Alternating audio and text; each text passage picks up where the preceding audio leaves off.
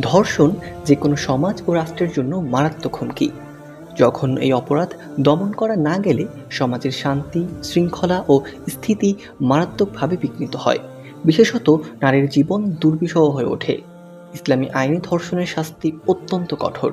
ইসলামী আইনে ধর্ষণের শাস্তি অপরিহার্য। ধর্ষণের আরবি প্রতিশব্দ ইগতিসাব, অর্থ ছিনিয়ে নেওয়া।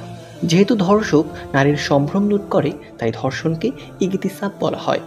পরিভাষায় ধর্ষণ বলা হয় অনিচ্ছায়, জোরপূর্বক ও ভয়ভীতি প্রদর্শনের মাধ্যমে যৌন চাহিদা পূরণ করা। ধর্ষকের জুলুমের মাত্রা অনুসারে ধর্ষণকে নানাভাবে চিহ্নিত করা যায়। ইসলামী আইনে ধর্ষণ একটি বহুমাত্রিক অপরাধ, যার মধ্যে কমপক্ষে 3টি অপরাধ সংঘটিত হয়: ব্যভিচার, বল প্রয়োগ ও ভীতি প্রদর্শন, সম্ভ্রম লুণ্ঠন। ইসলামী আইনে ধর্ষকের শাস্তি কী হবে তা নির্ভর করে তার অপরাধের মাত্রা ও স্তরের উপর। যেমন ব্যভিচারের শাস্তি, বেশিরভাগ আলেম বলেন ধর্ষক যদি প্রাণঘাতী অস্ত্রের মাধ্যমে ভয়ভীতি প্রদর্শন না করে, শুধু বল প্রয়োগ করে, তবে সে ব্যভিচারের শাস্তি ভোগ করবে। ইসলামী আইনে ব্যভিচারের শাস্তি হলো ব্যভিচারে লিপ্ত ব্যক্তি অবিবাহিত হলে 100 কশাঘাত। পবিত্র কোরআনে ইরশাদ হয়েছে, ব্যভিচারিণী ও ব্যভিচারী তাদের প্রত্যেককে 100 কশাঘাত করবে। আল্লাহর বিধান বাস্তবায়নে তাদের প্রতি দয়া যেন তোমাকে প্রভাবিত না করে।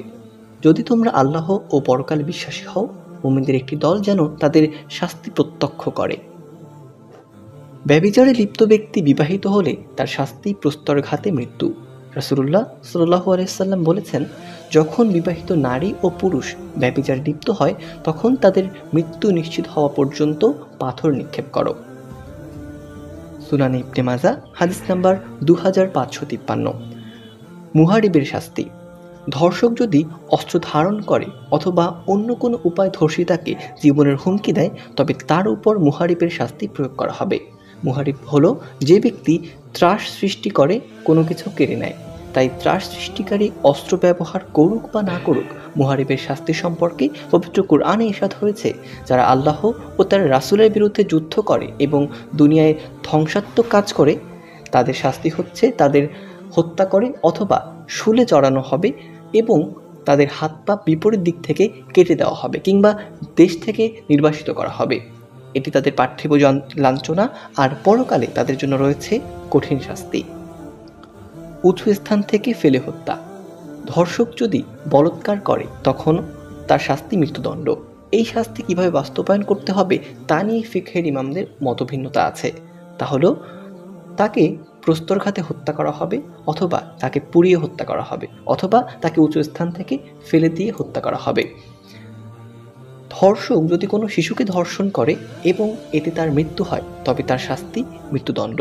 একইভাবে কোনো নারীকে ধর্ষণের আগে বা পরে যদি হত্যা করা হয়, তবে হত্যাকারী ধর্ষককে মৃত্যুদণ্ড দেওয়া হবে। বেশিরভাগ ফকিহের মতে এমন ব্যক্তির মৃত্যুদণ্ড তরবারির মাধ্যমে বাস্তবায়ন করা হবে। মহান আল্লাহ বলেন, কেউ তোমাদের সঙ্গে সীমা লঙ্ঘন করলে তোমরাও তার সঙ্গে অনুরূপ আচরণ করো। সূরা বাকারা, আয়াত 194। অন্য আয়াতে ইরশাদ হয়েছে, হে মুমিনরা, নিহতদের ব্যাপারে তোমাদের জন্য কিসাসের বিধান দেওয়া হয়েছে। সূরা বাকারা, আয়াত 178।